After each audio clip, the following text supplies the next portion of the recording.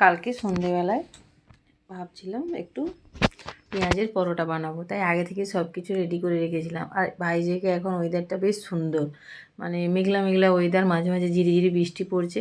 আর এইসব ওয়েদারে তো একটু ভাজাভুজি মানে এইসব জিনিস একটু খেতে বেশ ভালোই লাগে। তাই ভাবলাম ডিনারে তাহলে আজকে একটু পেঁয়াজের পরোটা বানাই। তাই পেঁয়াজটা স্লাইস করে আগে থেকে কেটে রেখে দিয়েছিলাম, আটাটাও মেখে রেখেছিলাম। আটাটা মাখার সময় একটু আজওয়াইন দিয়েছি আর 2 চামচ মতো বেসন দিয়েছি, ব্যাস। তারপর আর কিছুই নয়, যেমন নুন দিয়ে যেমন আমরা আটা মাখি সেরকমই।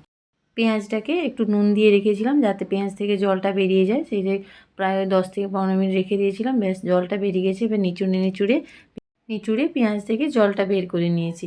এবার ওর মধ্যে অনেকটা পরিমাণে আমি ধনেপাতা কুচি দিয়েছি, লঙ্কা গুঁড়ো, জিরে গুঁড়ো, ভাজা জিরে গুঁড়ো, ধনে গুঁড়ো আর গরম মশলার গুঁড়ো আর চাট মশলা একটু বেশি করে দিতে হবে, দিলে খুব টেস্টি লাগে খেতে, ব্যাস। এই আর কিছুই নয়।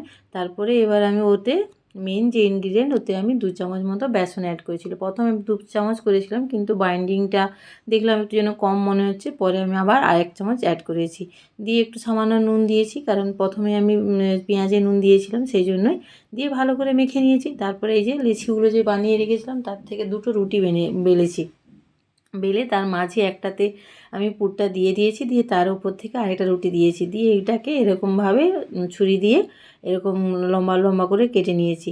এরকমভাবে বানিয়ে তো ছিলাম, কিন্তু সত্যি কথা বলবো ইউটিউব দেখেছিলাম, এরকমভাবে খুব সহজেই দেখছি বানাচ্ছে, কিন্তু একদম বানানো হচ্ছিল না। আমার পুরো চাকতি বেলনি একদম মানে কি বলবো, সব পুরো চিটে চিটে যাচ্ছিল, কিছুতেই উঠছিল না, খুব কষ্ট হচ্ছিল।